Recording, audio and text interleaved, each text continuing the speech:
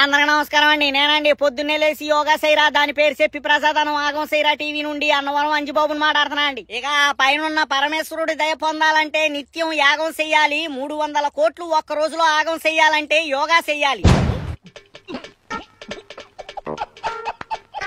ఇక Guinness book record కొట్టేటందుకై మన government పెట్టే శ్రద్ధ ఆ ప్రోగ్రాం కొరకు తెచ్చుకున్న గిరిజన బిడ్డలకు తగిన వసతులు కల్పించడంలో ఎట్టకపోతే ఎట్టా.